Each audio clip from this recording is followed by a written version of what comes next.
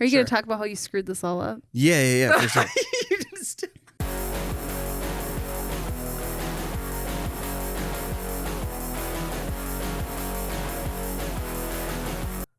Oh wow, I can really hear myself. Isn't it crazy? I don't like it. I'm so proud of you both. This is amazing. For like I'm proud of you. The job that you do. The last time I've seen you both, this is like you have your own dedicated space now. This is so cool.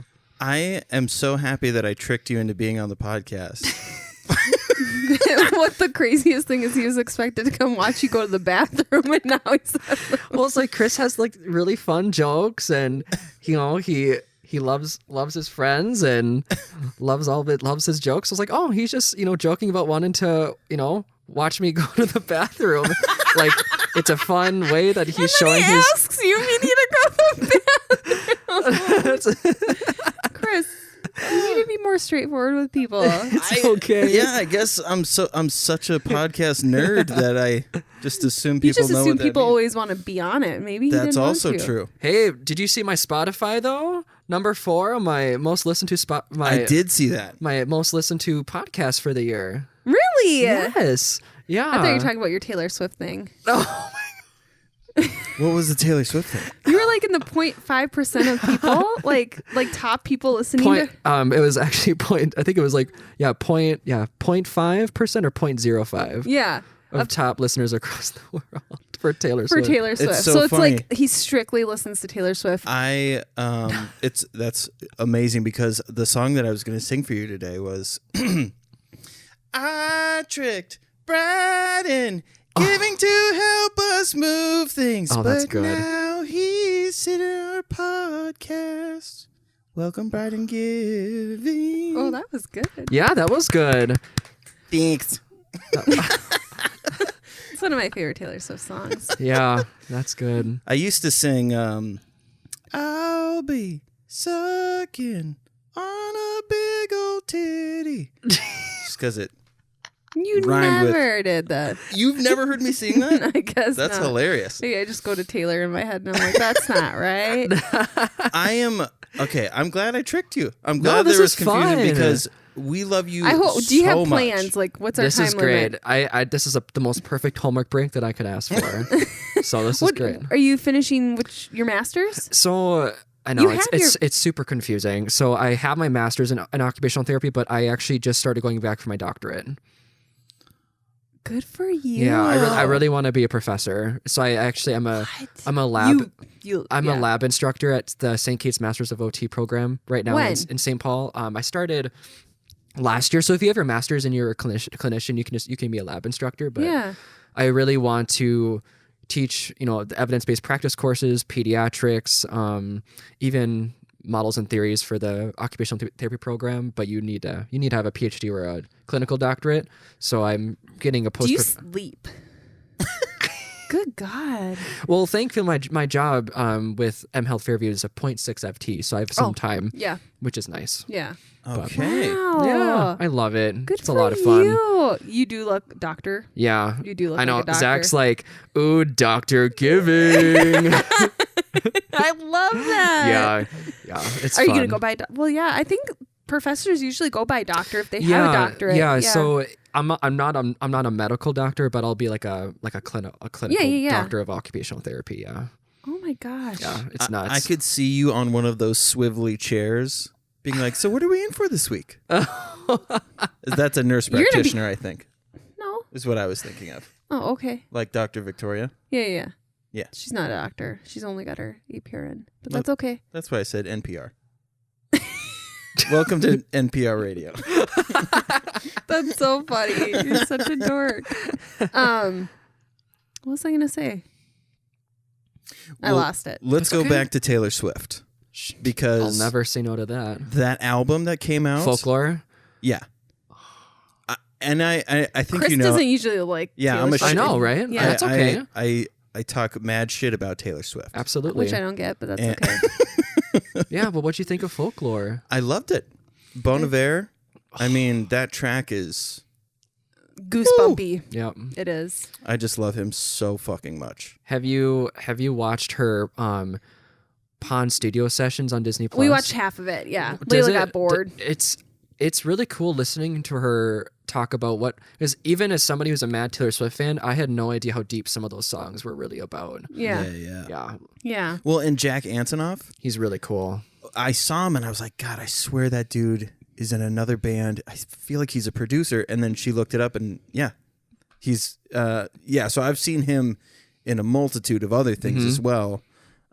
Incredible songwriter. Yeah. And the other cat, Adam Dresner, The National. Yes, The National. I was right. Woo! Because he's got a twin brother. Oh, I did not know that. Yeah, and so him and his brother are in The National. And there's a documentary about The National. It is so, it made me cry multiple times. Because the lead singer obviously rose to fame. Mm-hmm. And his younger brother wanted to be famous. Yeah. And wanted to be a filmmaker. So they made a documentary about his younger brother making a documentary. Oh, that's cool. And you can see the frustration because he's a weird dude, like the younger brother, but he's so well intentioned. And it reminded me of me so much is that feeling of if you just give me the chance, I'll show you that my intentions are good. And that really, at the end of the day, all I want to do is to be heard and be creative. Yeah. And so I wish I could remember the name of the documentary, but it's that's insanely really cool. good. I think people always look back to back Taylor Swift where she's singing about heartbreak and all that, and they don't realize she writes all these songs. She does all this work. She's an artist. She's not like our cookie cutter back in the day. They had all these songwriters, which songwriters are great. We need songwriters too. So I'm not crapping on these people, but she does all of that. Mm-hmm. Yeah, I think, and the one thing with folklore I really enjoyed, and I think that's just something that Taylor does write a lot of songs that are that are stories, but she really focused on the stories this time, and she really wanted to have much of the album be not even about her. And so I know with Adam, The National, I know he opened up on the documentary that he struggles with depression, and so how that struggle for I think it's with Taylor Swift's This Is Me Trying song about talking about, how even talks about a person, who is just struggling so hard and they drive up to a cliff and they look down maybe this is it. Maybe this is it for me. And, people are smiling and enjoying their lives every day. But for some people, even hanging out at social gatherings or even just waking up and going to work, that is them trying. That is their version of just trying to get by. Yeah. So I love how every song is just from, feminist rage and misogyny to the cheating love triangle on the album. It's pretty well done. Yeah. It's really fun. She also knows how to delegate. She's this is not her first rodeo. And I think it was the year that she was going for she had 7 Grammy nominations. And that's when we started to learn that she was I know that I can songwrite, but I also know that there are people who can amplify the message that I want to convey. So she started to hire people very specifically, and I think that's why Jack Antonoff and was it Adam? Yep. Why she had them on this is because that this type of album is their wheelhouse. Yeah. And so she's just very good at finding these people to match up with the message that she wants to convey. And it's incredibly impressive, for sure. And I also love how close Jack and Taylor are because he helped produce her her last 3 albums. Ah. Yeah, they're really close. Yeah. He's an interesting dude. What did we say? He's dressed like... In that one scene, he's very much late 80s, early 90s. That's his vibe with the bleachers. Yeah. And then she's hip 90s. Yeah. Oh my gosh. Yeah. Yeah. Where he's he was Breakfast Club and and she's clueless, but edgy clueless. Yeah. That's how I looked at them. I was like, oh, absolutely. Yeah. I have to finish the documentary, but it was really good. Layla got bored because it's not like concert-ish, where it's like picking apart things and all that. The second half of the album gets pretty dang deep. Does some it? of the stuff, yeah. I'm excited to finish it. Yeah, that's crazy. That's good. As a hardcore Taylor fan, I was very surprised by how much I didn't know and how much I learned. And even Zach. Does it make you like her even more? Yeah, I loved the Folklore Studio versions, but I loved how stripped back the Pond Studio, and you can like listen to her voice. And even Zach, he enjoys Taylor, I think much to make me happy. He'll like let me play Taylor. Yeah. But even he was like reading the lyrics as she was saying them, like, I had no idea. This is insane. Like how incredible this is. Yeah. So, yeah. What has life been like for him, because he is in the arts? Yes, he's the high school choir teacher at Buffalo. Oh yeah. Yeah, and I firmly believe he may not say so. I think he's doing such an incredible job because with Waltz, I think Waltz at the beginning really wanted to try to leave options open by allowing school districts to choose whether to do it all virtual, either a hybrid or keeping it in person. But I think the devil's advocate to that is now that teachers had to basically lesson plan 3 times more than they usually do for like 3 different settings.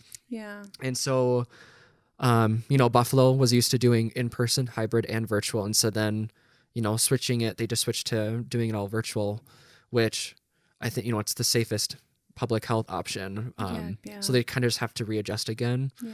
But, is it hard for him? Like usually this time of year they do like the choir concerts for Christmas and all that. Yeah. And what I really appreciate about Zach is that, I think especially with the arts, choir, band, orchestra, all of that, it is very hard to mimic what you would experience in person virtually. But I think he's taking it on as like a fun creative challenge and wanting to turn that's good. like their Christmas concert into like a production and make it into like a mini film and making it feel, it's not going to be like you were in person, but we can still make a pretty badass and piece even of work. maybe more family members can see this Exactly. now because now everyone can always make it to choir, like family members across the country. Now we can make this so your whole family can see it and they can be safe. Yep. Yeah. Absolutely. It's a crazy time. This year has been bananas. It is. Has he been doing any other performing like outside of teaching? So he is also the vocal choir like lead for a church in Golden Valley. Okay. So he does that, and a lot of that's been virtual now. And he was singing in the Minnesota Singers in the Twin Cities, and then just doing all this stuff just I think became, it's a lot. And so I think he is taking a break from doing that. And so, yeah. I know. And I think, Landon joined choir this year. He had to choose between band and choir. And I'm like, how does that work? And he's like, well, like we can have our masks off for a period of time. Cause I'm like with droplets and all that, but they had to figure it out, which is fine. I trust the schools. I know that they're doing the best they can, and they're probably safer than I go to the Target and grocery shop. They're probably safer than going to the Target. So firmly believe that. So I'm like, yeah, I've always respected teachers, but like 1,000,000% more. I think they're very underpaid. I think if anything, well, the pandemic has obviously opened our eyes to a lot of things, but I think teachers need to get paid more. They need access to more things to be able to support our students, and they're angels. I'll just throw that out there. Yep. Because my job has changed a little bit. Like I still do assessments. I do them virtually, which is fine. It keeps me away from patients. And so I can be safe because my team's so small. Like we can't get sick. If we get sick, there's no one there to do these assessments. But that's the change I've had to do. Okay, I'll do a video where teachers are like you just said, they're constantly having to change things and recreate things. And I mean, I'm sure I'm a kind like parent. I've never lashed out at a teacher, but I definitely know there's people out there that target teachers, and it's awful. Yeah, like that exists. Yeah. And like I Landon will miss a lot of things, and he's like, well, it's this and this, and it's like, no, it's not your teacher, it's you. Like, but I know a lot of times I feel like teachers are just getting crapped on. Yeah. And then I know I never read the comments under news things, but then I do because I'm whatever. And then all these people crapping on the public school system, and they just need to go back to schools. It's like, okay, but you need to know we need to protect our teachers, because like there was a period where like Becker, a lot of the teachers were out because they were sick, and now we're throwing kids in there getting these people sick, and these teachers, who knows if maybe they live with their elderly parents. We don't know what their living situation is. Yeah. So it's like, come on, you guys, let's just all adjust. Yeah, it's a complex public health problem that the United States was just not prepared for. But I'm hopeful. I know. I'm hopeful. Oh my gosh. I'm very hopeful. Speaking of that, elections and all that, I was listening to Biden talking about his economic, like who he's putting in there, and like just listening to him talk, I just feel so much more comfort. Him and Kamala, I'm like, oh my gosh, okay, good. Like they've got plans in place. He's not even in yet, and he's still like, this is what we're doing. Like he's already prepared. Whereas the other guy, where's he at? And no, he's not doing anything right now. Just throwing a hissy fit still. I'm glad you brought that up, because I think like the best descriptor of you is sweet and proud. Like you have this way of like whenever you make a post like for a political stance or social viewpoint, it never seems like it's from a place of like arrogance. It's from a place of like, no, this deserves the gravity that I want it to feel that it has, that it should have. I appreciate that. You know what I mean? No, like all your posts too, I'm like, yes. How many times have I been like, yes? I'm like, this is it. I appreciate that. I try to be as intentional with the words and the posts that I make, and anything that revolves around a public health issue or something to do with politics, I always do some hella research. Yes. And that's your education, especially now going for your doctorate. It's all peer-reviewed, evidence-based stuff. So when people are posting this crap like, masks don't work, period. COVID doesn't exist. It's like, it's very real. I was hesitant about the vaccines, and I'm still, but at the same time, I've done a little bit more research where SARS was out there. And they were doing research on that. And at that point, they were trying to come up with a vaccine. So it's like the vaccine they're coming up with now isn't like out of nowhere. They're trying to recreate like with the SARS one. So I'm like, oh, that makes more sense. Yeah. And they've been following like a trial of about 80,000 people. Yeah.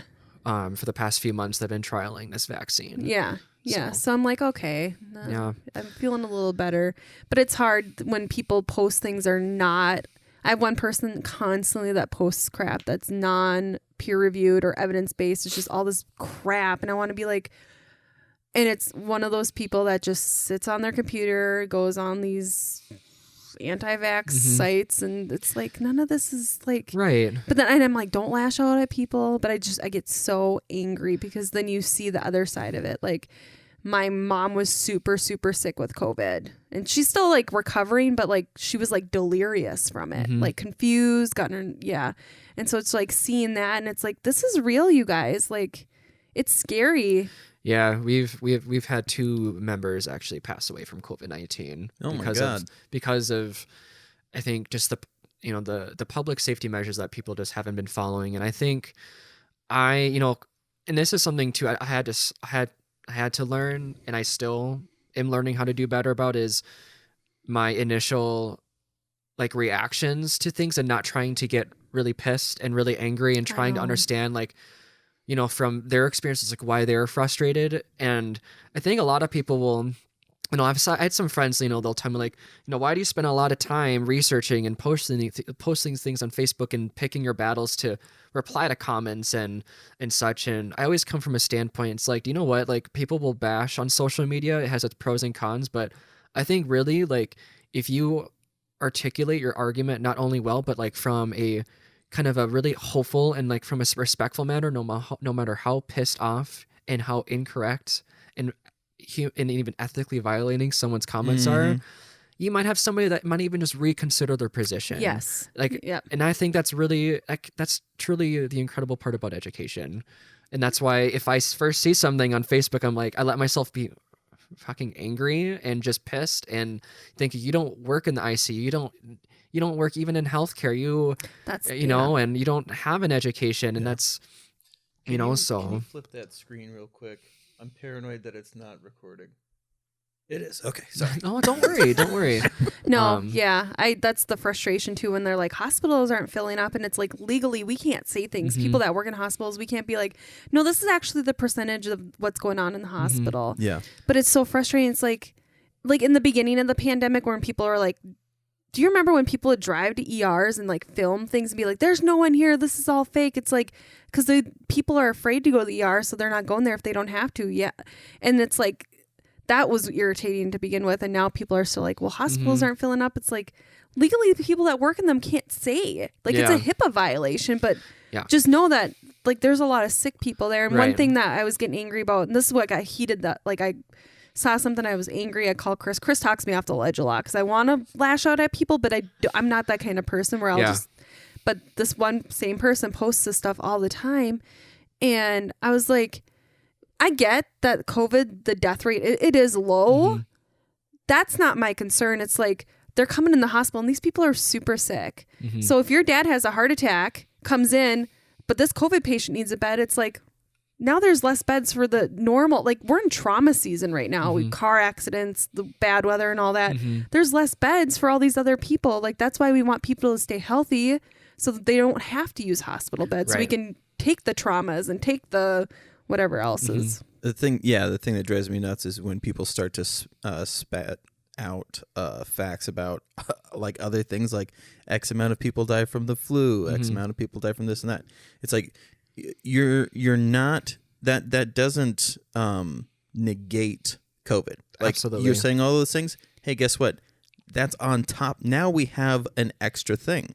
That's you can't true. say those things like just because these facts exist, therefore COVID does not exist. Like now you have to worry about both of those fucking things. Influenza shouldn't be killing people either. That's the thing. Like, flu kills this many people, but it shouldn't. Like maybe we should be taking more precautions all the time. Yeah. Like maybe we should be cleaning things a little bit more in stores, and maybe we should be thinking about what we're doing more often. Like maybe we should lessen the death rates of flu too on top of this. Well, and I find sometimes the argument, like people oftentimes will compare, you know, an H1N1 was a big public health issue, and often will compare the flu to COVID, and oftentimes people will compare the data from COVID-19 to the flu, but the data with the flu is conflated because it's been going on for years and years and years.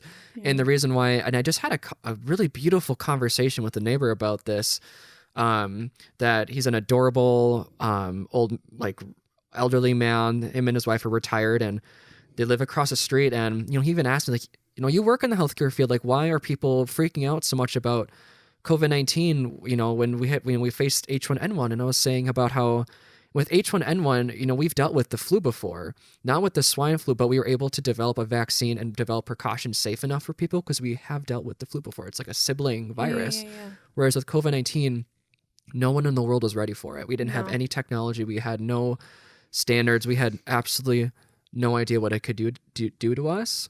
And even just with the way it spread, it spreads a lot faster than the flu. Yeah. And so I'm just with, you know, the upcoming various vaccines and the leading administration taking it more seriously. I'm incredibly hopeful and kind of excited to see what we end up, you know, doing. And hopefully watching it go down. Yes.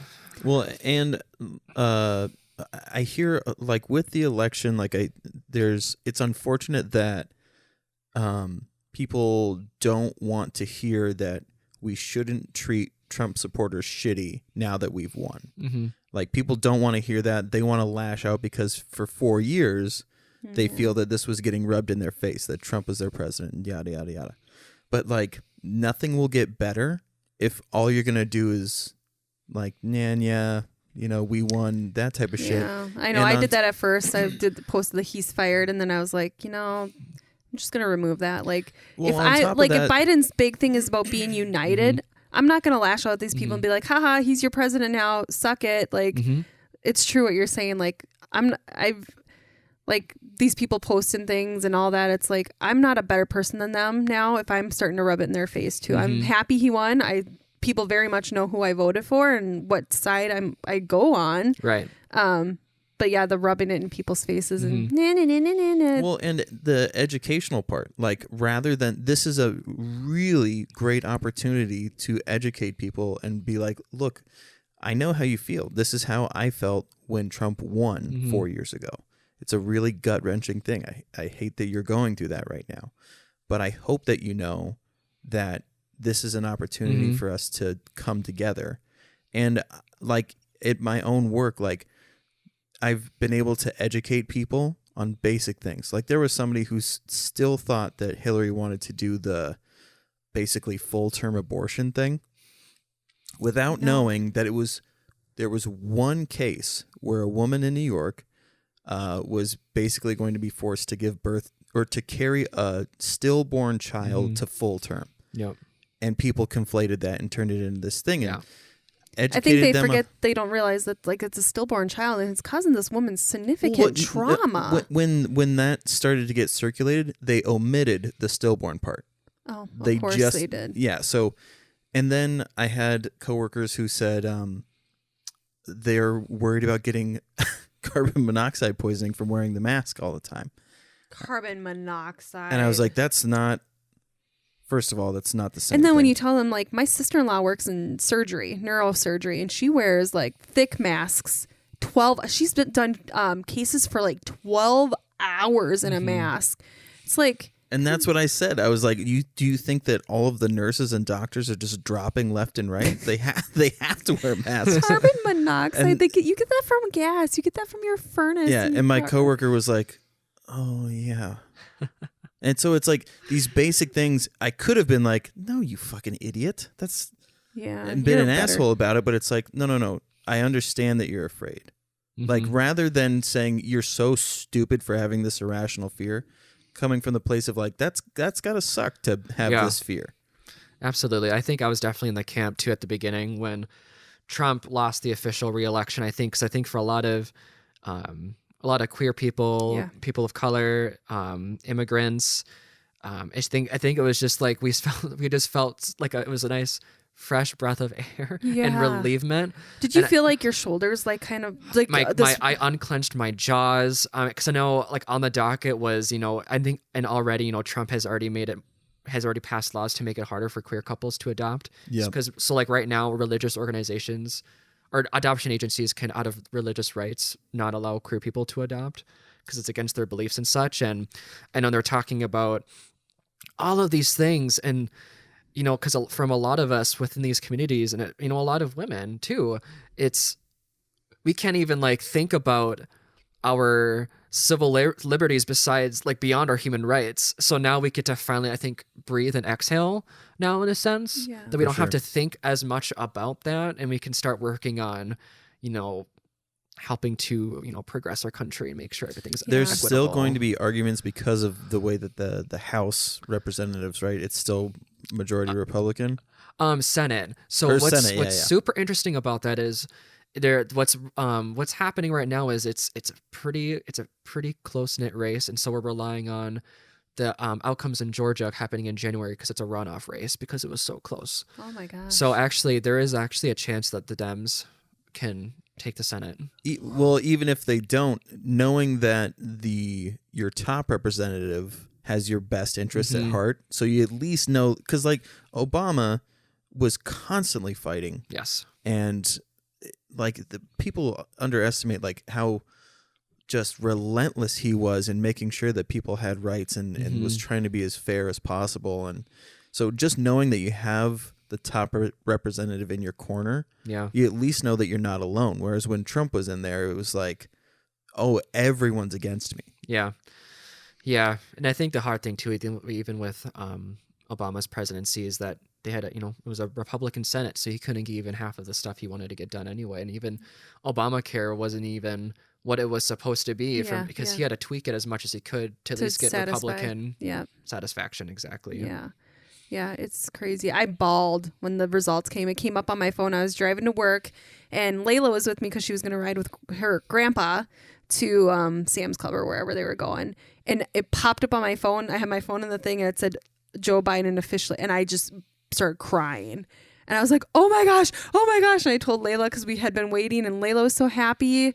I'm going to cry all over again. And then I called my father-in-law. I'm like, did you see it? Did you? No, I called you first. You were in the shower. I'm like, oh my gosh. And Chris is like, well, you got to wait because there's going to be a lot of lawsuits. I'm like, I don't care. Like, this is just give me such relief. Remember, was it when we went to Mexico that you were like, aren't you excited? And I was like, look, I can't be excited until we get to the hotel. Yeah, until we so get to like that's how I feel about this. Is it's like till January. I'm excited at the prospect, but like until Biden is in there, I can't relax. Yeah, like I felt relaxed, and then I called his dad. It's interesting. His dad, both of our dads were very conservative. My dad's changed over quite a few years. Like he voted for Obama both times, and he voted for Hillary. He cannot stand Trump. But my dad's 67. Very conservative, like growing up, like, yeah, but he's changed. Like he was one of the ones, like he sat us down with the vote no and was like, this doesn't affect me. For him to say that too, because I knew how he felt about the queer community at that time, like, well, even before that, and for him to be like, this doesn't affect me, but it affects you and your children and your grandchildren. And like he's completely opened his mind about that community and just everything in general. Like like he's a retired law enforcement, and everything that was happening with law enforcement, he's like, that's not okay. That guy was murdered. That officer needs to be trialed as a murderer. So to hear my like older father open his mind, it's just like people can change. They just have to have the desire in them. And him, like when he was talking about like, yeah, Landon or Layla may, who knows, you know, or one of his other grandchildren, for him to think about them over himself. That's amazing. People don't do that. I say this all, I feel like I'm saying it way more often than I used to, but John Cleese, dude from Monty Python, he quotes this author who says that stupid people lack the capacity to recognize that they're stupid. And where he was like mocking people, what he's really saying was when you're too deep in the trenches of something, you lack the capacity to recognize the situation that you're in. So when certain things arise and that's questioned, it's either an opportunity to continue to put the blinders on or an opportunity to change your mind. So that whole you can't teach an old dog new tricks is false. Like there's always room for growth. Yeah. I mean, you hear about people on their deathbeds, like trying to repent for things that they've done for these past sins. Whether they're believers or non-believers, like there's even up until the last second, there's always an opportunity for change. Yeah. And so the educational piece should never stop, I think. And my dad lashed out a lot at people because he lives in a small town, closed-minded people. And he used to be one of those kind of people. And then one of my favorite stories he tells me is this lady, he was raking the leaves and some lady comes up and he sees a little pin on her shirt. It's a Trump pin. He's like, oh, here we go. And he's ignoring her. Hi, sir. And he goes, yep. And he goes, I already voted for Biden. Oh, okay. Well, do you want to hear? He goes, nope. He goes, can I ask you a question? My dad's very blunt and aggressive. Yeah. Are you a woman? Well, yeah. And you voted for Trump? Well, yeah. He doesn't care about you. And then my dad, I'm not going to say what he said next, but he's like, get off my lawn. And my dad was very much like, I don't understand how any female could have voted for him. He doesn't care about women, the way he talks about women, the things he's done. I'm like, yeah, I don't know. I know. And I think some of the statistics that have been coming out about the 2020 election have been coming out about how more white women voted for Trump this time around than the last. That has been bananas. Yeah, it's interesting. But there's also been more gay men that have voted, gay white men that have voted for Trump too this time around. Really? Is it because of like the conservative fiscal economic You know what? That's the Republican That's Party? a really good question, and I wish I had an answer. Yeah. I just found that incredibly interesting. That is very interesting. Well, I mean, I think there are people who are how do you word this? They're like, so if you voted for him the first time, right? So we're learning about people voting, like how they voted this time, because they're more boisterous than they were before, because they feel validated because the person that they voted for won. So statistics now like are showing these numbers because these people are finally like, oh yeah, yep, I did it. And the thing that we had talked about before the election happened was people think that if they don't vote for him again, they're admitting that they were wrong, and it's more important to be on the right side of things in their mind, rather than just because like he's not like voting for him the first time. You wanted change, right? You wanted something different, but learning the information as to how he operates and then voting accordingly after that, that's not his actions are not a reflection on you as a human being. We all took a gamble on whoever we voted for. Their actions after the fact, it's not really on us. Like them being a bad person is not on us. But there are people who think that it is. Like it's an opportunity, that shame factor. Whereas now, like people who voted for Biden are doing this, rubbing people's face in it. It's like, it sucks that it's that way. And it sucks that the majority of my friends were shitting on me for trying to say like, not a single Trump supporter ever convinced me to go his way because it was all hate. So if we just continue to do that, we're being exactly like them, and it's not going to help anything.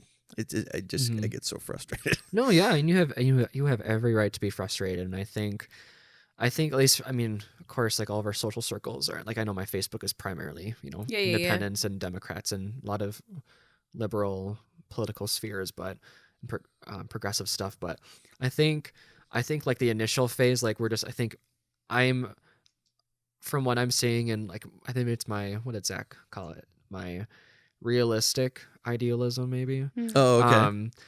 I think a lot of us are just exhaling, and we're already starting to plan on to try to make sure that kind of hold Biden accountable, that he keeps his cabinets like very diverse and progressive, and he addresses climate, helping to rejoin the Paris Agreement and all that stuff. Yes. If anything, I mean, from what I've seen, and a lot of research has shown that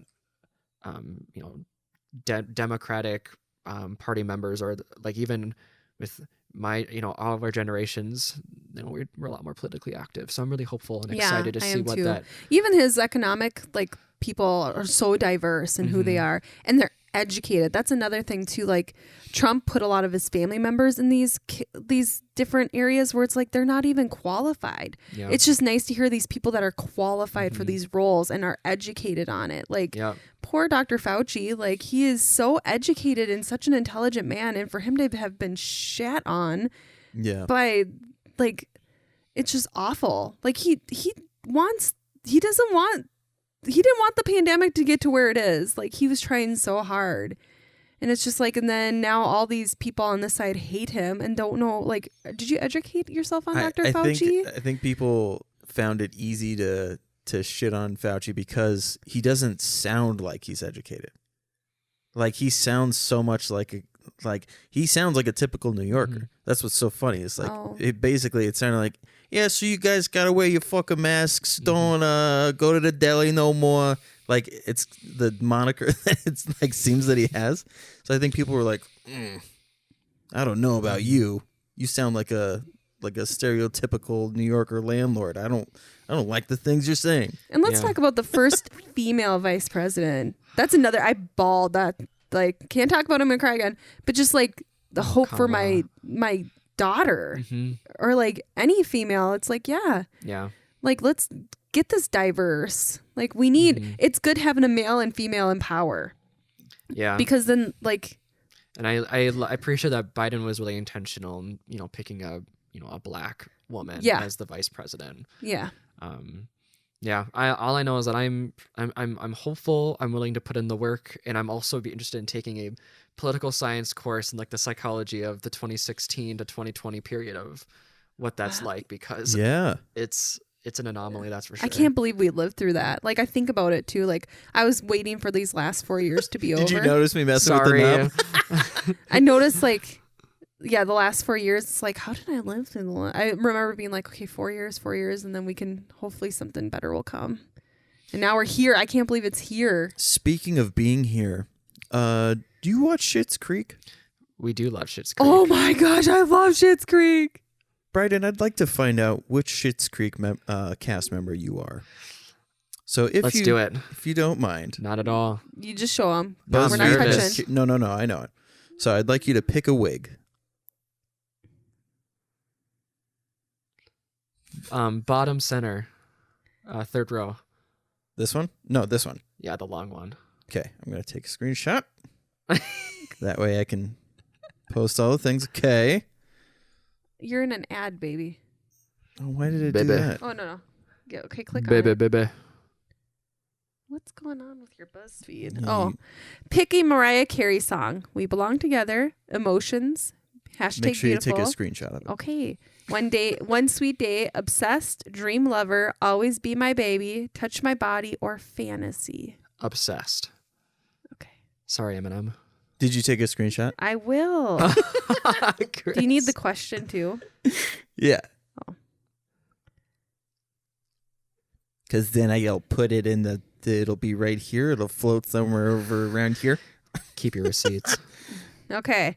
Pick a celebrity you would want to run into at a party abroad. David Geffen's yacht. Rihanna, Chris Evans, Selena Gomez, Harry Styles, Dwayne The Rock Johnson, Oprah, Keanu Reeves, Tom Hanks, or Dolly Parton. Chris Evans. Nice. Yeah. I was hoping Taylor was on there. I'm Oh, like, same. Me too. I was like waiting for it. I know. I was waiting to see your face, and it didn't happen. Okay, I'm saving that, Chris. Don't worry. Pick a city you would want to jet off to.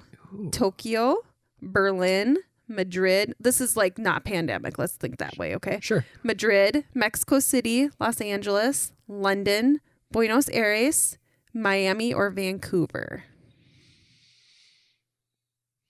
Let's go with Madrid. Okay. Nice. Madrid. Pick something you would eat at Cafe Tropical. Fried chicken, poutine, club sandwich, grilled chicken salad, Impossible Burger, chicken soup, enchiladas, fruit parfait, or pancakes. Impossible Burger. Nice. Are you vegan? No, Zach is vegetarian, so we'll make a lot of our meals vegetarian. Nice. You know, those they're not bad. No, I tried. I really really like them. good. A friend of ours that's vegan. He left these burgers here, and it was like black bean something. I love black bean It was burgers. so Yeah. good. Oh. Pick something to buy from the Rose Apothecary. A face cream, a bottle of wine, a store branded tote bag, organic shampoo, a notebook, essential oils, body milk, coffee, or local farmers' cheeses. Bottle of wine. What is body milk?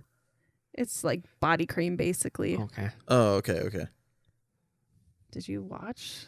No, I haven't gotten through it all. Remember? And finally, pick a TV show on Netflix to binge watch. Stranger Things, Dragula, Elite, Cobra Kai, The Great British Bake Off, Emily in Paris, Somebody Feed Phil, Grace and Frankie, or Nailed It. Stranger Things. Nice. Oh yeah. You got Ted. Yeah. That is, yeah. Oh. You thought you were gonna be Ted? Yeah. I've taken a couple different tests, and I've always have gotten Ted, or I've always gotten Ted pretty much. Well, it says Ted. Much like Ted, you're someone who always has a positive outlook. You also take great pleasure in slowing down and enjoying the simple things in life. You are Ted. How many pairs of scrubs do you own? 5? You're Ted for sure. Yeah, 4 or 5. I'm gonna do the quiz. Yeah. Just Let's, Now you're talk gonna do amongst- it? Yeah. Okay, so I'd like to well, first of all, our love of Dan Levy has grown I love exponentially. I watch When his we were interviews. painting this, he was the first guest on Whitney Cummings' podcast, which is called Good For You. It's wonderful. And we listened to him on there, and then we were like, what can we find that has what's the longest video we can find of him talking? We just love listening to him talk. Yeah. He's so wonderful. And he and I are very similar in that we love long shirts and like long things. And after watching a few I don't know, however many episodes I've watched, and the interviews that I've watched, I went to Target to buy a black skirt because I want I want to be a Russian grandmother below and a lumberjack up top. Yes. But I went on my lunch break into the women's section, and there's this lady like fixing up things, and I go, "Excuse me," and she turns around and sees me, and her eyes get super wide, and she stepped back. I go, "Are you okay?" She goes, "What do you want?" And I was like, there's a skirt on the mannequin. I was wondering if it's where I can find it. Did she show But you she where was it just so. Well, she tried to find it for me, but it was out of stock. But she was so taken back as to like, why is this bearded man in the women's section? I got Jocelyn. Like, Jocelyn, you're someone who always looks for the best people. Also, because of your warm nature, you're always the first person your friends turn to whenever they need advice. Oh, accurate. I love that. You I do have like Jocelyn. similar. Jocelyn's the. I know. I'm married to a Roland. Yep. Oh. I was gonna say your breakdowns very similar. All right, so I have to pick a wig. Yeah. What destination did you pick? London. London. Yeah. Okay. I want to go to Europe someday. We really want to do Ireland. Iceland would be great, but I hear it's cheap to get there. But once you're there, it's like super spendy. Iceland is the most, one of the top 3 most expensive countries in Europe. But I know people are talking like now rates are so cheap to fly anywhere, but it's like I'm not gonna fly across the country and not be able to like fully enjoy things. Like, and plus, like, I'm not going to an airport right now. No offense. I'll stay home and go to Target and go to work. I do notice a difference between Walmart and Target because there have been a couple times I've had to go to Walmart to get some things that Target doesn't have, and it's like nobody wearing masks. And this was after like the whole thing with my mom, and I just wanted to scream at people, be like, my 50-year-old mom is so sick from COVID. You should be wearing a mask like to protect yourself because you don't know how it's going to affect you. But then I'm like, you're not that kind of person. Sometimes in my head, I live in like a TV era where I'm like, I can see myself like, and then I'm like walking like, nope, I didn't do that. Yeah. I did. Who'd you get, Roland? You got Stevie. Oh, hey. I like Stevie too. I like that. Sometimes, Stevie, you can come across a little cynical, but deep down, you're a warm-hearted person who's always there to support your friends and family. I mean, yes and no. Okay. Hey. Yeah, I like it. I like Stevie too. I like that show. I'm like, why do people like this show? I'm just going to give it a try. And I was like, I love how they are so incredibly rich and they get everything taken away, but they still make it so relatable. Like, I'm never going to be that rich and I'm never going to have to maybe not end up living like that, but they make the characters so relatable. And like, we watched a lot of like that round table stuff and I bawled the entire time. Like, I guess I didn't maybe because the way my mind already thinks about the queer community, where I'm like, I'm so welcoming with everybody, but to see it played out in a TV show, like I forget, like I've watched so many shows where they have those type of characters where it's always like this big conflict, like, oh my gosh, my parents, this and that. And for it to just be so normalized, I was like, I didn't even think about that. And it's just like, yes. And listening to Dan Levy talk about how great would it be to live in a world like that? I can't. Every time I listen to him talk about it, I just bawl because it's like, yes, like this is the world I want to live in. In my head, that's the world I live in because that's how our house is. Like my children, like Landon asked a lot of questions when the election was coming. Sure. And I don't push my beliefs on my children. I want them to form their own thoughts, but they're going to have a lot more of what we are. And Landon asked a lot of questions like, why do you vote the way you do? And we talked about women and we talked about the LGBTQ community. And like mom and dad have a lot of friends in that community and we love them and we want them to have equal rights. And in Landon's mind, like, well, why don't they? Like he doesn't at 11, he only knows that they should have rights. And I'm like, do you know like the people we're talking about? And he'll name people. And I'm like, even like transgender. And he even knows like one of our friends is transgender. And I didn't know he knew that. And it doesn't even faze him. Yeah. He doesn't think twice about any of it. Yeah. Where it makes me like so proud that these are my children, where they welcome these people who are married to the same gender and they don't think anything of it. Like that is so beautiful. Yeah. So our third mic on our show, Dude Absolutely, is transgender. I've known her for a really long time, and yeah, the kids have never asked a single question about her. Yeah. They're I just think it's pretty magical. Yeah. And it's just like, I think that's why I love Schitt's Creek so much, because that's the world we need to live in. Yeah. Where there's no these big conflicts. It's just like, let's just live together. Let's just support everybody and be happy. And yeah, listening to him talk about, and then obviously every time he cries, I just start bawling because I'm like, he's just such an amazing person. Do you know that you changed someone's stance?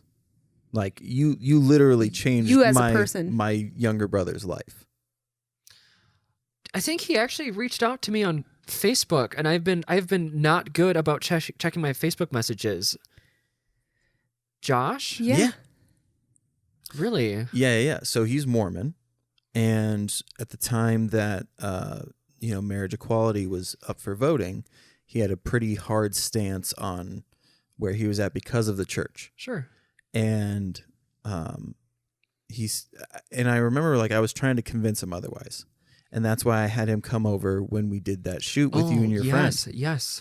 And I did not know that. Yeah. So when that happened and when he was there with you, like he loved your presence so much. You're going to make me cry. And so, yeah, it changed from then on. He was like, I can't understand why Bryden shouldn't be able to love the person that marry the person that he chooses.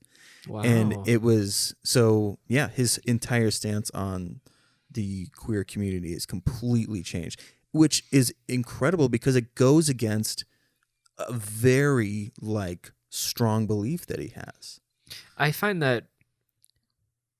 find that so powerful and interesting just because like we didn't like have any like intimate like super because he saw that you were a conversation. person. Yeah, I find that. I think because we live in such a small community, and especially the churches, their stance on things.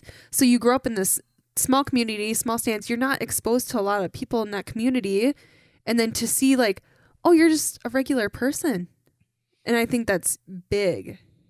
Wow. Well, I appreciate because I remember we would fight with him. Like we got in screaming matches with him because it was just not like just him. Like there was a family. big rift in our family. Okay. Because like we were listening, they do like church on the couch or whatever it was, and this is when it was big. The Proposition 8, because the church donated millions and millions and millions of dollars for Prop 8. Okay. You know, and we were listening to this guy talk, and me and Chris were in the kitchen, and we could just hear him saying like, "Nope, it's against the church" and all that. And me and Chris were like, got.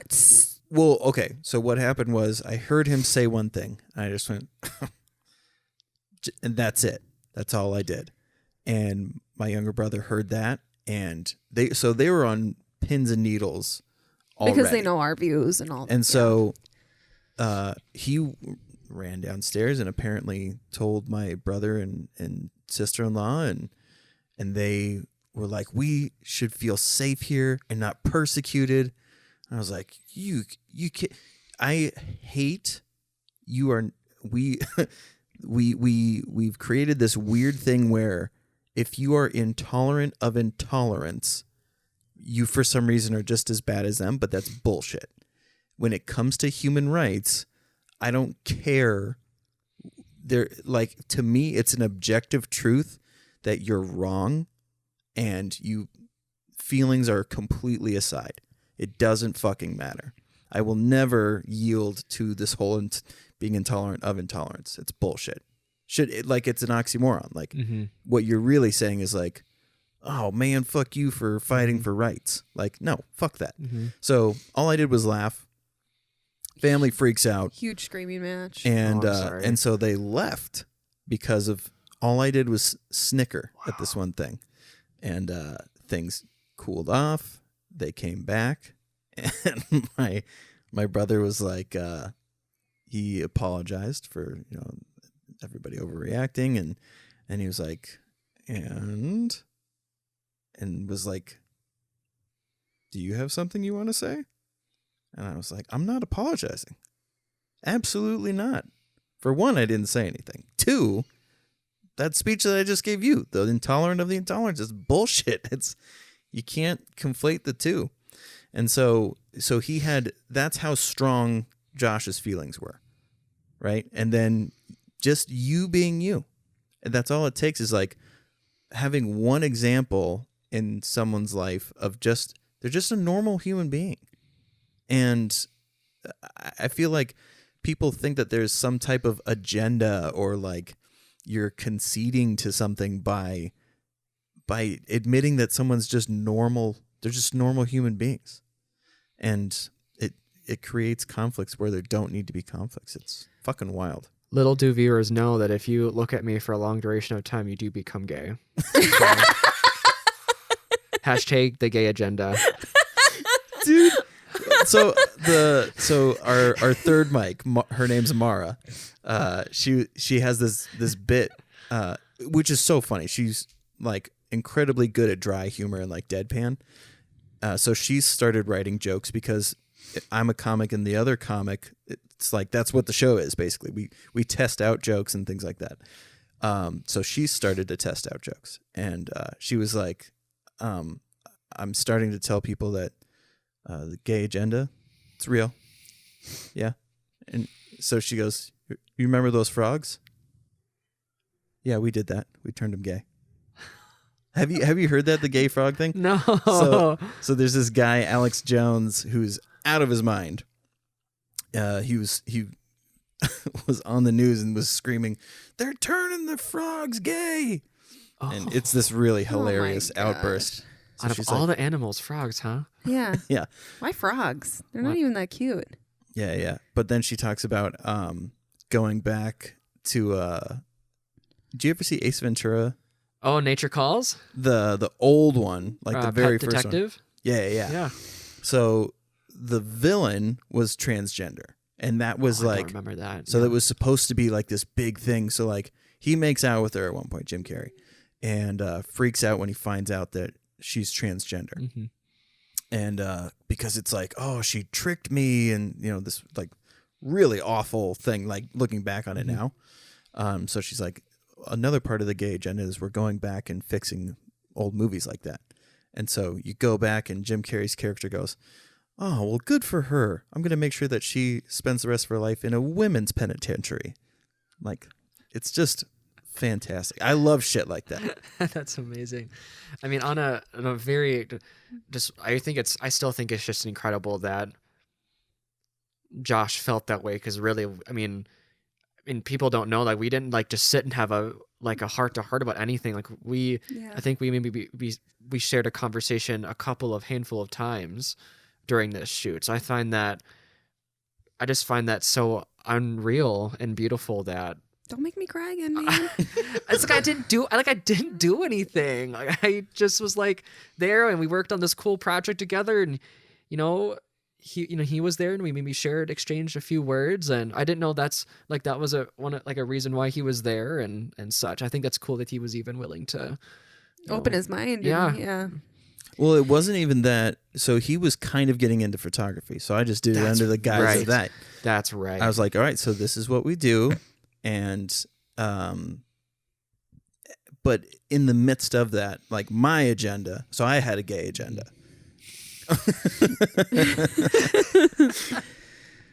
Which is so funny because, like, oh, I tricked you into realizing that they're normal people. Like, yeah. But it just shows like people can open their minds and change. Like my dad, Josh, like those like people that had strong beliefs, just being like, yeah, okay. Well, and even so like I'm insanely liberal, right? But even I have room to grow. Like I viewed myself as an ally and all of these things, and I've said it on here before, but because it's on the SoundCloud episode, I'm going to say it again because not everybody can see that. But it was when you were modeling, and we were a part of this group, these wonderfully friendly artists and all these amazing people, and there was this guy. Like I will do a lot of like. I still don't know what it's called, but like, I think now I'm learning that it's playing on gay panic, which is So I will pretend to be gay and like do these jokey, Oh, like, sure. you know, like, oh, let me slap your penis, like Sure. weird shit like that, right? And it's playing on the assumption that the other person is homophobic or, you know, secure in their sexuality. And so I still am like learning in that process. Is like, I didn't know that that's what I was doing, was playing up this whole like everybody's homophobic type of bullshit. So I'm doing that with this guy. Like, oh man, you're like, he had said something nice, and I was like, oh man, I'm gonna have to suck your dick now. I can't believe you're so sweet. And then you had said something which was so minor compared to what I was saying, which was disgusting. You just said, oh, you're so cute.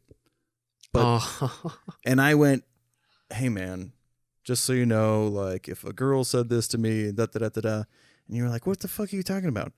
I was like, well, you said this, and so we were like, I was trying to explain this weird stance that I had. God, that was like a lifetime ago. I know, it's so weird, but like, so even though I'm super liberal, ally, yada yada yada, you just went, you said this to him. I'm a guy. I'm one of the guys. My thing shouldn't mean that I'm secretly out to fuck all of you guys. And so it was this really big moment for me, even though I'm super liberal and all this shit. Like, there's always room for growth, and like assuming that people know your intention is not going to improve anything. Like, it doesn't make you safe either. Like, everybody is still capable of saying some shit that they shouldn't have, and there's room to improve on how you treat others. Yeah. I mean, it is a learning it's always a learning opportunity, you know, especially for me too. And I know within rehab, like, you know, I work with a lot of autistic kiddos, and I'm starting to follow, you know, autistic neurodevelopmental psychologists, and a lot of autistic self-advocates are getting more of a platform to share how they feel. Because even within occupational therapy, within speech pathology, there's inherent ableisms that we need to challenge. Like, I know what's an example, like with speech, there's been a bigger conversation about like how at one point do we continue to address stuttering, because that you know they were born with a speech difference. It's just our society was not made to accommodate someone with a stutter, and we're trying to make someone sound more like a like a typical speech, that makes any sense. And yes. and even with like autism, I know what I was taught in school, I was taught to identify somebody, you know, person first, like person with autism. And the more I was having conversations and just listening more to autistic self-advocates, they were sharing about how actually that terminology was created by neurotypical people because they viewed autism as a big challenge. So they wanted to make sure that people remembered, oh, but they're a person first. Whereas a lot of them, like, autism is beautiful. It's like, it's an inherent part of how they view and see everything in the world. Yeah. So they find it as it's a neurological difference, and they're proud of it. Kind of like queer, you know, like I don't say I'm a person who is, you know, gay. Oftentimes, like I'll say I'm queer. I'm a queer person, and I'm not a person who just so happens to be gay. Like it's a part of my identity, and I'm proud of it. And Can I ask, what is the difference between gay and queer? That's a really good question. I think and I'm totally not going to speak for everybody from the queer community, just from like what I've been listening to and been following on a lot of fantastic advocates. I've been learning so much. It's been incredible. But for my understanding is gay is often viewed as like the white straight man in like culture, and then queer is a very encompassing universe. Okay. Queer it's also a fun way of like, we're trying to take back the word, because you know, queer used to be used as a derogatory term. Yep. And people are trying to take back that word and, you know, get more power from it now. And it's more of like a really simple umbrella for the universe of being non-heterosexual, basically. and to make sure that everybody's encompassed within that. I Because like that. Yeah. oftentimes, our culture uses gay as like not straight, white men, essentially. Okay. I get what you're saying. We have a gay comic friend who uses the F word all the time. Sure. And it's hilarious. That's amazing. It still makes me uncomfortable, but Same. I'm like, I know. I know, but I'm like, he's trying to take the word back. I'm like, I'm still like flinch, but I'm like, okay, but he's really trying to like, I get it. Yes. Exactly. Because hearing queer doesn't make me flinch like it did. Like growing up, you would hear people say that word and you're like, but now hearing it, I'm like, no, that's, so. The one way that Zach and I have been able to really, I think, love fag more is, have you heard of Todrick Hall? That sounds familiar. Very, very famous black queer advocate. He is amazing. He has an album out, and what's really interesting is that it's called House Party, and in the background there's a pink triangle. Yeah. Because that's the same exact symbol that the Nazis put on homosexuals in World War II. So he's trying to like take back that and be proud of it. He has a song called Fag, and I know some of the lyrics are like, you call me fag, but I'm the one with the bag. You call me bitch. Now look who's famous and rich. You threw your stones, and now you're begging for loans. You threw your sticks, now you're riding my dick. Like, yeah, I'm a fag, and I'm fucking proud of it. It's really cool. Yeah. It's really, really cool. It's really fun, too. Hey, you know what we have not addressed yet? What's that? Bryden's engaged. Oh my God. You are absolutely right. There's so many. That ring on your, I keep looking at it like, okay. It's so heavy. I can't type or write or do anything. Oh my God. I hold my doctor hand up. It's so heavy. There are so many amazing things about you that I know this sounds stupid, but like it's kind. I appreciate so much about you that like there's so many avenues. Like I've been trying to keep in my head like 4 or 5 different things: photography, the engagement, and then there's a clip that I want to send you about the autism thing, because there's cool. a TV show that just got picked up, and instead of picking neurotypical actors to play autistic individuals, Music by Sia. Oh, no, that's not the thing I'm talking about. This is totally different. The thing with Sia, I feel like that's not necessarily fair, because she's not really in that world. So like, I get why people are upset, but you're also assuming that like she's been a movie producer and showrunner for years, and she hasn't been. So she doesn't know all the avenues that you can go to find. Anyways, there's this clip. This guy has a podcast called Take Your Shoes Off, and he has autism. He, I know they don't call it Asperger's anymore, but that's what he says. And he talks about how they had people go to, what did he call it? It's basically like an autistic acting class. Okay. So like it's specifically for people with autism. So to get the direction that they need without having a sensory overload, cool. like this really safe space. And it's so super interesting, because he started crying, but like didn't recognize the emotion, and was like, I know that I'm crying right now, but I'm not entirely sure why. And like he's getting like choked up at like how simple it was, because nobody babied them. Nobody was like, okay, are you okay? Do you need me to get you some goldfish? Or like no weird shit like that. Like it was just created so well that they were able to operate in the way that like best fit for this show. And like, so it's that's really absolutely cool. incredible. That is. Now, back to the engagement. Talk about that rock, Kim Duke. Talk about that. I just wanted to bring it up. I forgot. I That's so kind of you. You're engaged. How did that all go down? I am. Gosh, you guys would love Zach. I know. We're dying to meet him. He's such a cool. Once cool things human. lighten up and yeah. Well, we'll come to your place. How long have you guys been dating? God, we are going on now. We're beginning our 4th year. Wow. Okay. I know, which is nuts. Because I remember when you were on the first time, which is like 2 years ago now. I think so. Yeah. You were talking about how awesome he was, but you were still kind of you like weren't living together quite yet. Yeah. Nope. but No. you were ready for it. Oh yeah. When I first met him at the coffee shop, I was like, yeah, I'm already like, You're yeah, in. Yes. I'm in. Yeah. Hashtag endgame. You were Hashtag endgame. Oh you my were God. a smitten kitten. It's a great store too. No, it is. It's a great place. They provide a lot of great sex education for people with disabilities. I actually refer, when I used to work with adults, I used to always refer to people with spinal cord injuries and stuff there Wow. because they had really great tools. And sorry, another, but Wait, Smitten Kitten is a place? yes. Oh, I didn't know that. I didn't Oh my know that gosh. either. Yeah, I was Smitten like- Kitten is like it's a sex shop in Minneapolis, but they have like books about like queer sex, like safe sex for if you have like a spinal cord injury. I mean, they also have like classes Really? too. It's pre-COVID Wow. at least, but yeah. fantastic. It's like it's like a sex education shop. That's actually really interesting because I have a disc injury. And yeah, a lot of times it's funny because we joke about a sex swing, but like ergonomically, Oh my gosh! Please bleep this out. relax. Don't.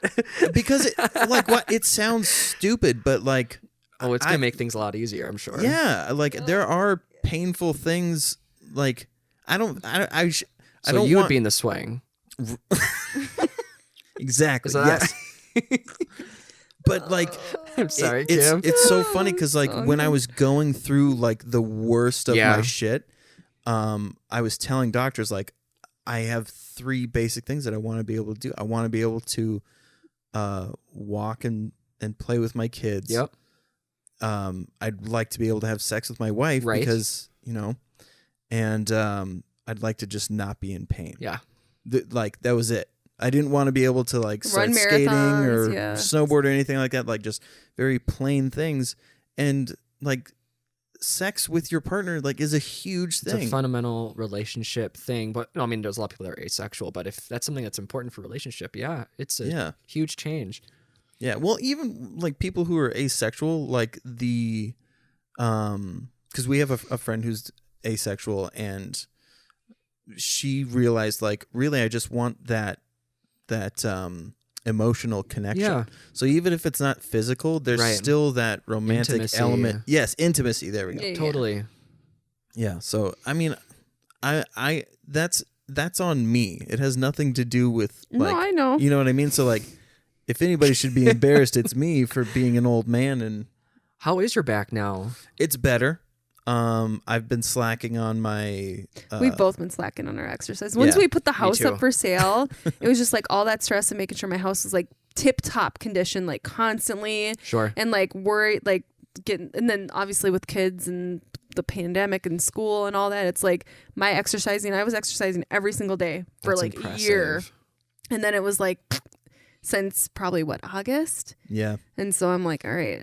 When I was in treatment, I got started on exercise. He was exercising every day when he was in treatment and got super Yeah. beefy. Wow. Yeah, I was Daddy. fucking jacked, dude.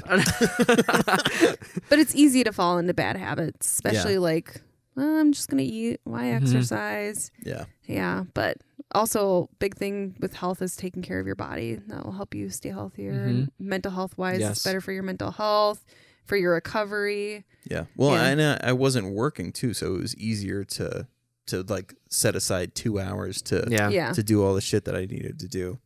But it's all excuses. Like I know. I could take, I could have less ADD when I'm editing this fucking podcast and just set aside time to do what needs to be done. 'Cause I also wanted to ask, because do you still do? I'm trying to remember if we've talked about this last time. Do you still do some photography, like for fun Yeah. and such? Okay, cool. Family. Yeah. Yep. Well, Cool. I just did a wedding. When was that? Oh, fantastic. August or July? In Was it exchange that for far ago? tattoos. Yeah. Oh no, maybe. it was in October. Yeah, it was October. Yeah, that's right. And it's weird. Like the muscle memory came right back, and I was able to knock it all out. Yeah, man. Well, and I've gotten into design too. So like I use Photoshop for a lot of Very things. cool. And I started to learn. So yeah, like my version of drawing, because ironically I don't have a very steady hand, which is like weird that I'm in photography, but so because I don't really have a steady hand, but I still have like vision, I am able to he still create wants stuff to in be able to Photoshop. create stuff. That Absolutely. creativity is very important to him. So having some outlet, like when open, obviously comedy got taken away because of the pandemic and all that, still having that outlet for your creativity, because it's a big coping skill that you need to For sure. even to stay sober, is to have Yeah. some Sure. type of outlet. So finding that, because podcasting like died down quite a bit too. We weren't doing it as often. Yeah.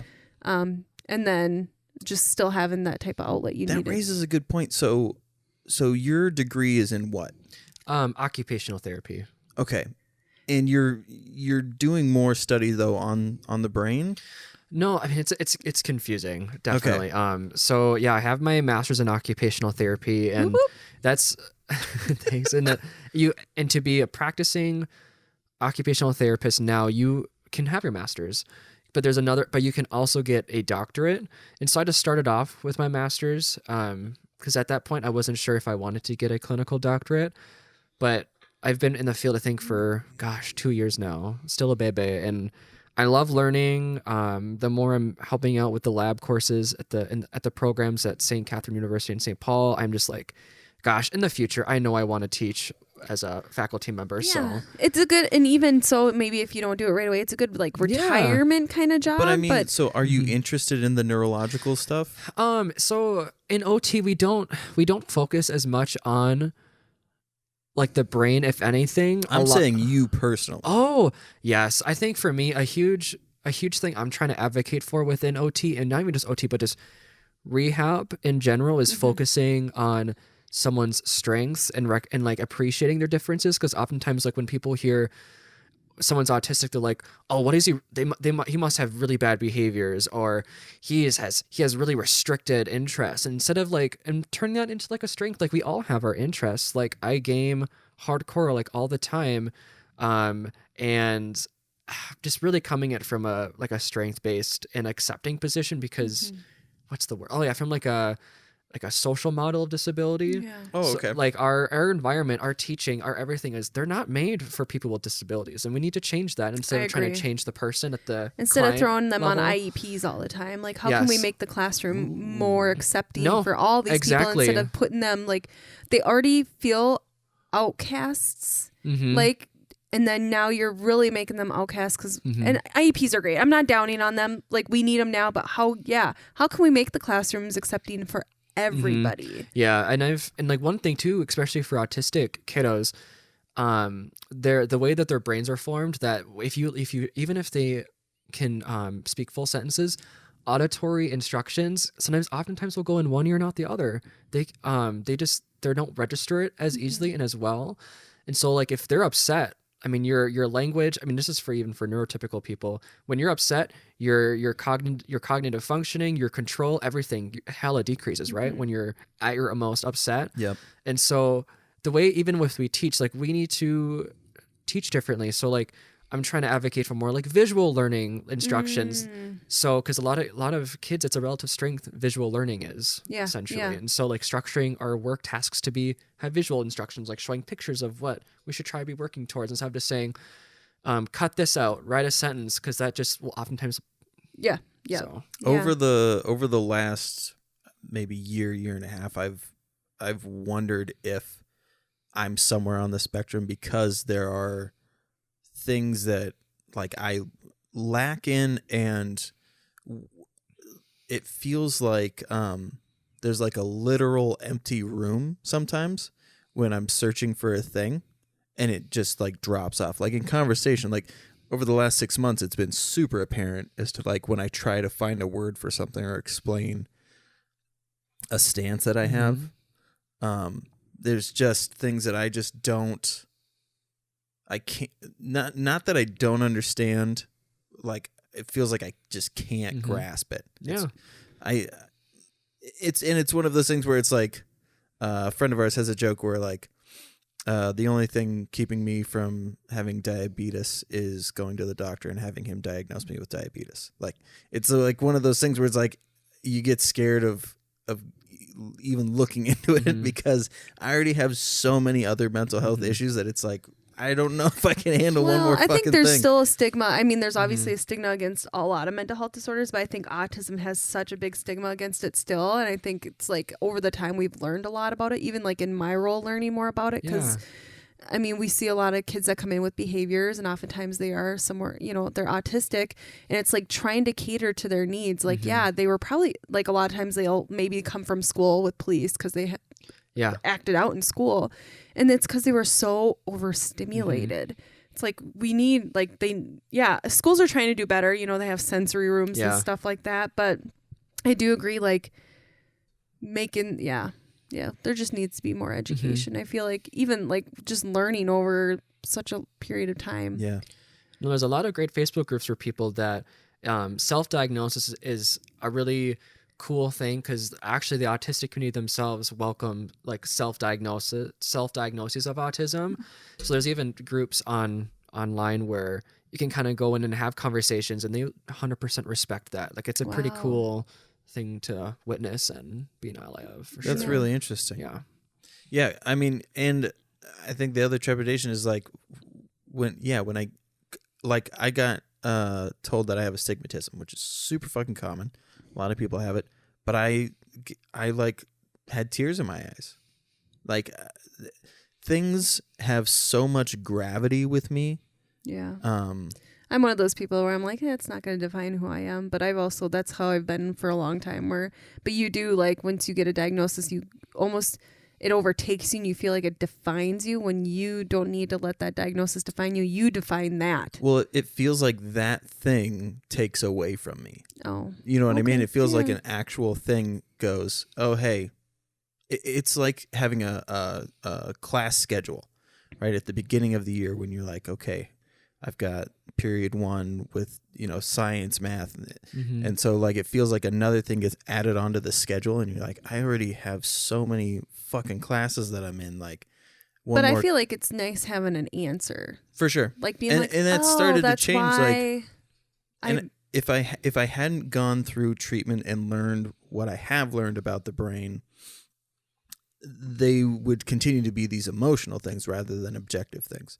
So it's definitely something that I want to look into more, but like with the hypomania, massive depression, anxiety, like all of these things, I look at like the objective reason as to why they're happening and what the answers could be. And, if I find out that I'm on the spectrum to whatever degree, like it really doesn't change anything, but it does allow me to, I feel like I'm missing one thing. So with my addiction, like when I learned about, do you know what the midbrain is? Like the mid, like the part of your brain that's the midbrain.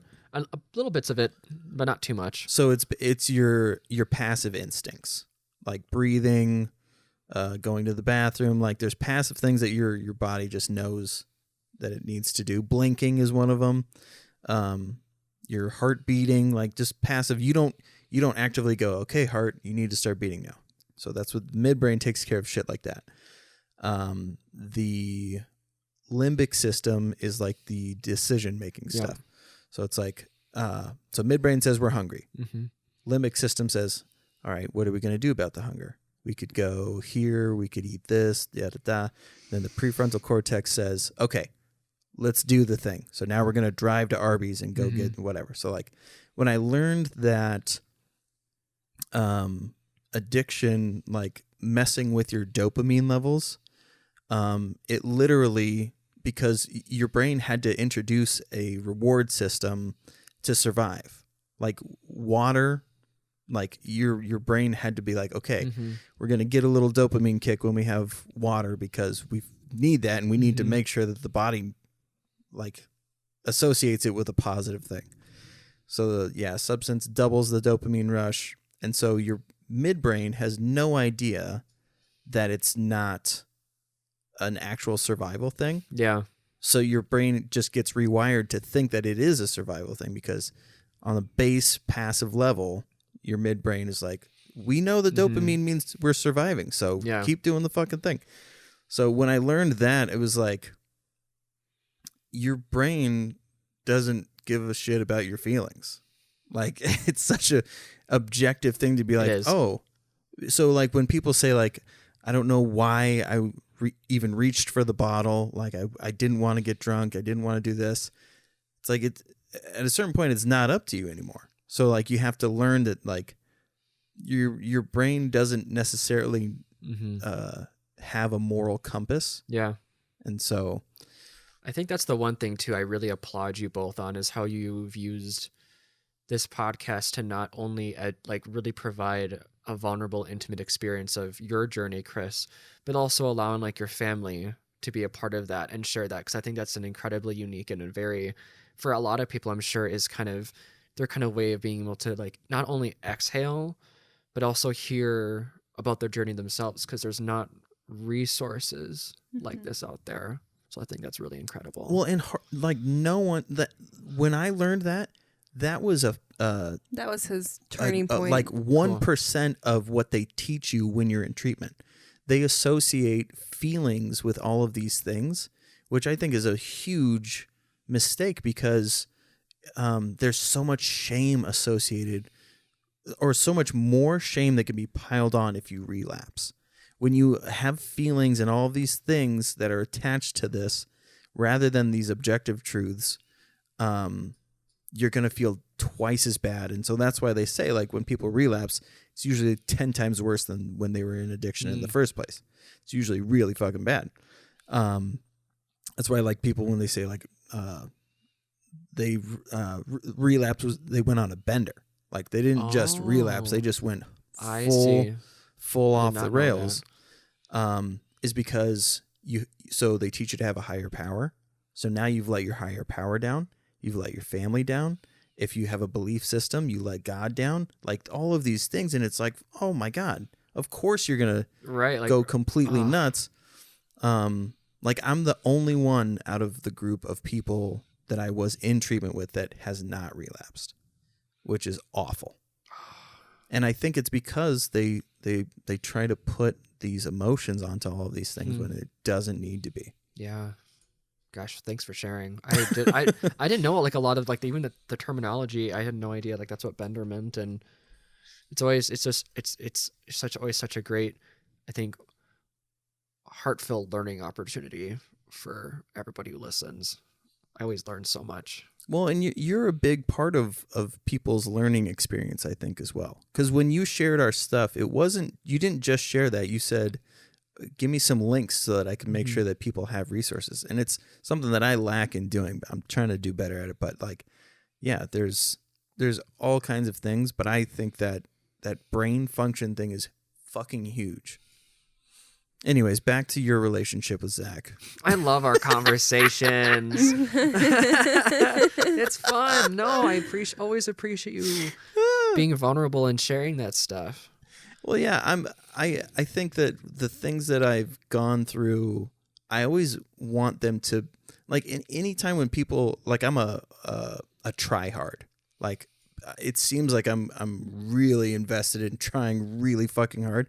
But it's because once we get past this one threshold, then all you're going to see is what I really want is how can I be of service? How can what I've been through help you? Sure. Not in a sense of like I am like amazing and have all these things. Like, no. I got really fucking lucky. I'm insanely lucky that I have this home, this family, the grace that Kim allows me to have. Like, I'm unbelievably lucky to have those things. Not everyone has this. If I didn't have the support system that I have, I probably would have relapsed by now. And I mean, so all of these things are just a way.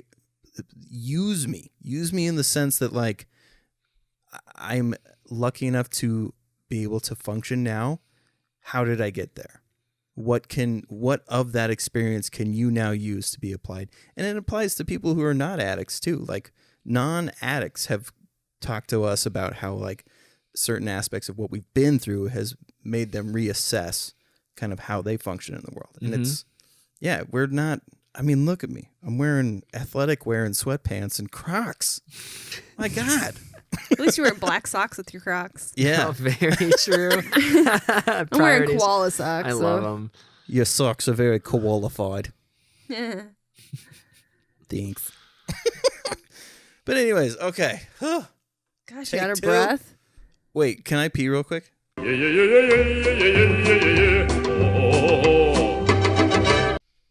Am I correct in understanding that you're gay? Holy shit. Gay as heck, actually. That's the best right. episode. That's my favorite. It's funny because like I knew going into this, like I want this to be able to be shared, so I'm intentionally not being super gross. Like the first time you were on, did a bunch of gross stuff. You did? I did a bunch of gross stuff. Yeah. I don't. But this time I was like, no, we're keeping. If Why do Ellen you have can't watch it, then I don't want to do it.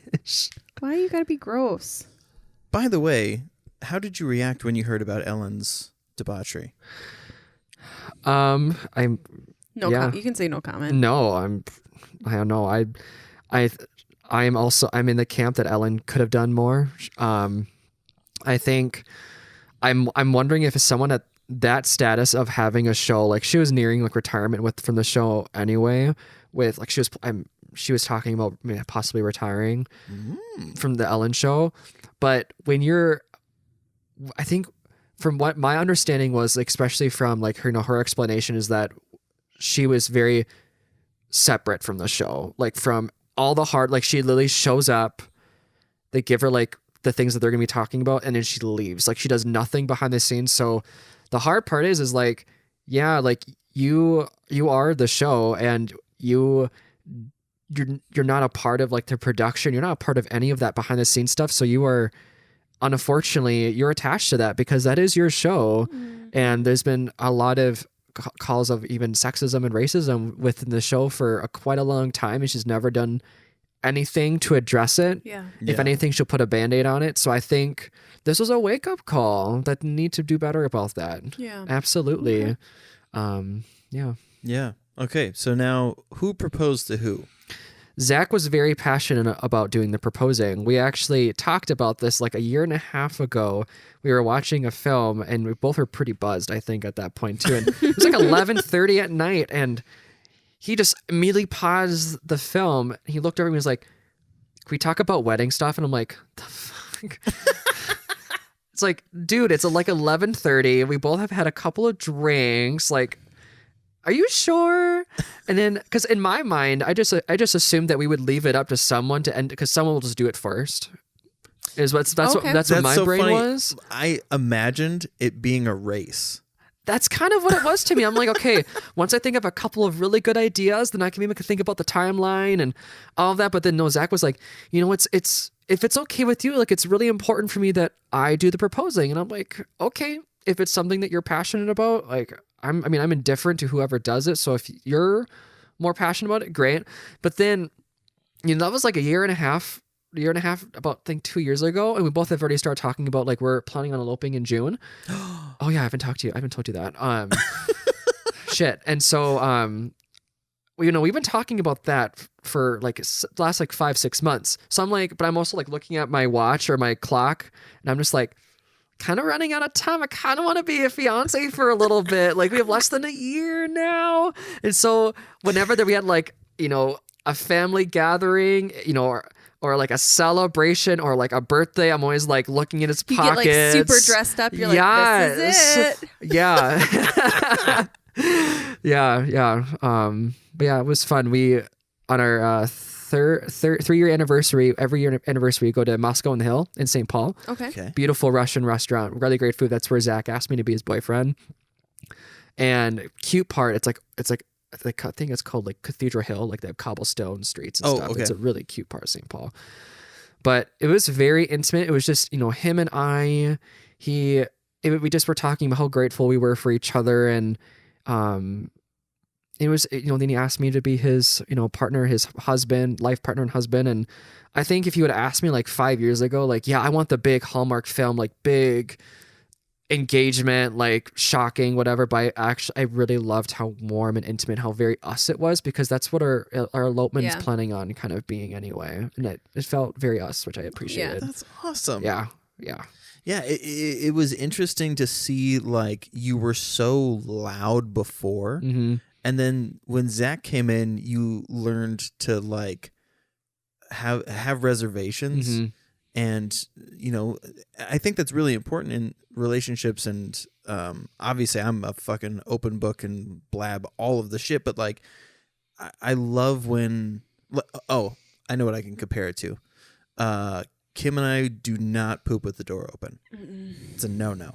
It's one thing that we refuse. We've been together. It'll be 15 years tomorrow. We've been in a relationship with each other. God, that's amazing. And it's like pooping. That's like a, we we'll never don't. do that. Never with the door open. Never with the same person. Like there have been times where Chris has had to come in when I was in the shower, but like I tune it out. Like it's not, and that's like. Those are emergencies. Right. Emergencies maybe once or twice. Yeah. But like pooping is like off limits. Yeah. No, that's valid. It took us probably, I think we were going on into our second year and we were finally like, I think able to like, just like let us like leave the door open when we go pee even. Okay. Yeah, something like that. And once we just did it once, we're like, wait, why are we even making this into a thing?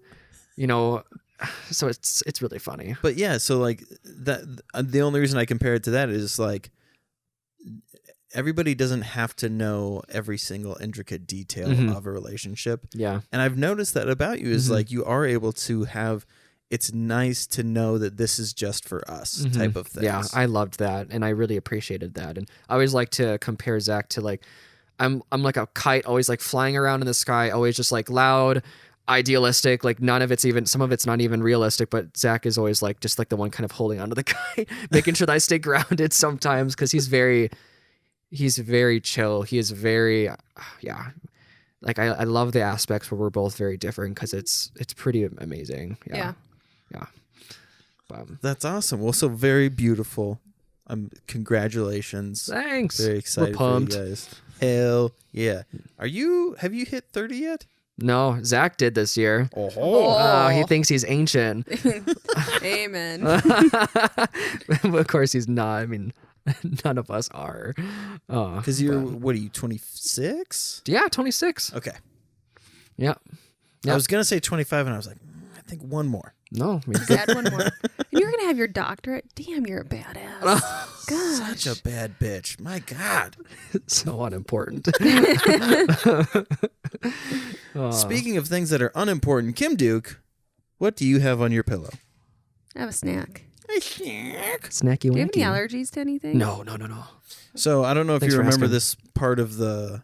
It's so funny that we do weren't planning on you weren't planning on being on a podcast today, but this segment we have a snack.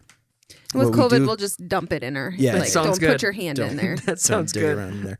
But, Even though we all just washed our hands. yeah, but- we try. We did. We sniff first, and then everybody takes. Wait, a bite what at did the we same do time. first? We sniff. Yeah, Chris failed the last Oh, time. yeah, I got yeah. like organic Skittles from the Walgreens. I was out near the Walgreens yesterday, and I was like, interesting organic Skittles. They're not bad. No. So we've got Roca Bites, Almond Roca, and Butter Crunch Bites. So it's Right. probably like a almond around a Butterfinger is what I'm thinking it's going to be. Ooh, wait, what's going on with these kids on the back here? What did I donate to? So do you Roca Bites are round made up with when they ask you 100%. anywhere? Like, do you want to round up to whatever for what? I always round up. For me, it's like, yeah, I guess I'm the kind of person that's like, oh yeah, why not? Like that's just like a coffee drink. Like why not? I know. People are always like, do you like? At McDonald's, I noticed like they say you can round up, but they never ask. So I was at the window. I'm like, oh, can we round up? And they're like, what? Oh yeah. What is like that? when Marshall's does the donate for diabetes, I'm like, yeah. How much? $5. So this, It's cool. together with the Cocoa Horizons, we are tackling child labor, empowering women, and fighting deforestation in cocoa farming communities. Girl, wow. guys. So cocohorizons.org if you want to You know learn what more we should about do that. from now on with our snacks is only buy snacks that are donating to good causes. Okay. Well, we'll try. It's just hard to find them. Yeah. Because there's like The idea is there. The this is intent maybe is there. the third one that we've. Yeah. 100% sustainable sourced Wow. cocoa, non-GMO, gluten-free, and no... Oh, that's a Juice. P. No preservatives or artificial flavors. That's crazy. That is pretty cool. Crack that biash open. All right, I'm probably gonna dump more than one with my luck. That's Doing the right thing tastes better is what it says. Oh, that's cute. Dun, dun, dun, dun, dun, dun, dun, dun, dun, dun. Oh, I got one. Nice, Oh, they're good bigger job. than what I was expecting. I know they are. That's what he said. Never a bad thing. Thank you, sir. It smells like almonds. Oh, I love almonds. Yeah, me too. Which I wasn't an almond guy before, but I have since become one.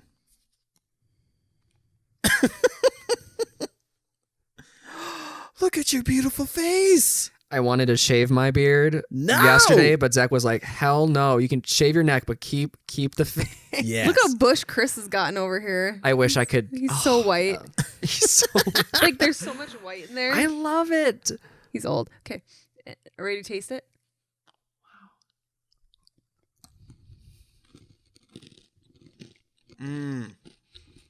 Oh wow! So many different emotions. There's a lot of flavors. Yeah. It's like a donut mixed with a Heath bar. Donut. That's a really That is a really good one. That's a good one. You're so good at explaining things. Here, take more. Yeah, those are good. Oh, these are You know what I fantastic. love about wearing masks is like I only put mascara on now and do my makeup and then I don't do anything here. I haven't had to buy lipstick in a long time. It's fun when I put on a mask, like to see all the bush. Yeah, you like, got flaring so out much of that. Oh, I bush. never even thought about that. Yeah, like the surgical masks. It's like So, I love it. have you and Zach changed your food habits since the pandemic began? Like, have you guys started baking or like? Oh, that's a good question. So Zach is actually his love language, I would say, is like acts of service, and he loves to cook. Of course, now that sucks for me, but he loves like cooking. I love baking. So I think if anything, we've just have been cooking a lot of meals and like been baking a lot more together and such. But I think honestly, I mean, our food habits probably should have changed, but not a whole lot, probably. Okay. How about you both? Yeah, gone a lot worse. I've gained quite a lot of weight. Yeah. Oh, that's what you meant. Oh yeah. So have I. I haven't like I used to not be a sweets guy. He hated sweets. But this is something with like I'm a part of a lot of recovery Facebook pages, and a lot of people talk about like craving sweet things after they become sober. Oh, okay. Yeah. Because you don't realize how much sugar is in nearly every alcoholic beverage, like Oops, I'm sorry. beer, especially. Like it's a lot of like. I've never thought about that. It's a lot of not spoiled. Well, basically spoiled fruit. So there's a bunch of sugar in there, and so yeah, it's pretty wild. There's Chris used to strictly eat like vegetables. Like he would just sit at his desk, eat carrots, sugar snap peas, all that. And now it's Goals. like Gushers. Well, it Well, I'm was a terrible buyer. I buy like Gushers. Yeah, I know for you. kids. You're an enabler. I know. Should I just throw everything out? Well, I'm not gonna throw it out. Maybe I'll go donate to There you go. food shelf, and then we'll just eat vegetables. Yeah.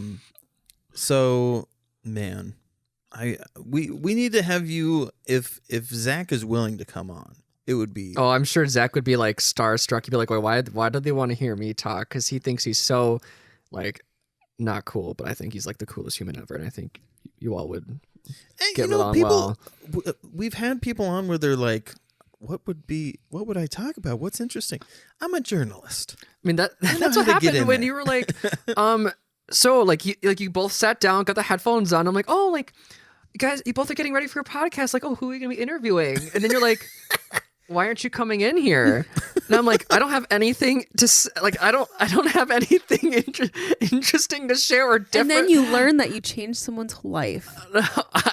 Yeah, shit. You're gonna have to think about that your whole drive home. You know what I just realized? You're gay Jesus. I'm like from Shameless. There's a gay Jesus in Shameless? There is. I enjoy Shameless. It's because that's my life will never be like that. So it's like that guilty pleasure. Such a good like, show. It is a good show. That's funny. Yeah, there is a gay Jesus in Shameless. That's all I picture when I hear gay Jesus. Little redheaded funny. Ian. Oh God, yeah. But yeah, we absolutely have to have you back. tell Be people honored. all of the Photography. things. Yeah, socials, and where can people follow you? Oh God. I have an Instagram at Bryden Giving. I'm so lame. It's not true. I Your don't- photos are so wonderful. They're so good. You found a way. The thing that I love the most about your photography is you found a way to integrate color Oh, into nearly every it's photo. fun. It's so it just feels warm and like Oh, cool. they're so Thanks. great to look at. So don't let Bryden undersell his fucking awesome photography. Look at this picture right here. Yeah, look at, oh my God, and look at this one right here. Oh, I love that one. And that time that he met Lady Gaga that I photoshopped him into. It's so cool. Yeah, I really do love it. I actually like this past like few years I've been learning more about color theory and like how to use complementary colors to make the like even scientifically to make the photos like more like actually like scientifically more colorful to like the human eye. So it's like it's been really fun. Wow. Yeah, it's really gosh. really fun and I'm like I've never like really actually thought about that and like, you know, if you like add like blues to the shadows but then if you add like oranges and stuff in like in the sky like it's like your eyes will like visually think it's like more like vibrant and it's fun. That's really cool. Yeah. So it's just Bryden Giving on Just Bryden Spitstagram? Giving. It used to be Bryden Giving photographer, but I think just because I just use Instagram and I think I might just actually be sharing more like just like regular Life like thing. lifestyle. Like this is my life with my Yeah. wonderful partner and our kittens and here's some like education about, you know, activism with like ableism and autism. I don't know, it's just gonna be a hodgepodge of garbage. So It's Kittens are super cute, though. wonderful. yes, we are head over heels with them. Yeah. Are there any like resources that off the top of your head that you think could help educate people, whether it's about ableism Oh my god. or adoption or like political, like it's things that you feel are worth checking out or That's looking a good into? question. There's a lot of great like self-advocacy autism pages. I think what is the organization called? Also hashtag like for example like Autism Speaks, they're terrible. Don't support Autism Speaks ever. They're not led by autistic people. They actually have been looking for the longest time until 2 years ago. They've been looking for a cure for autism. Oh my God. Yeah, they don't believe it. They technically still don't believe it as like a neurological difference that should be accepted, but something that should be cured. And no one in their board, no one in their board of directors is autistic. They also use a puzzle piece, which to a lot of autistic people is triggering for them because they're not missing a piece. You know, they're not missing. I never even thought. Yeah, I'm it's so super. glad you said all It's this. super interesting. And so, a different organization to support.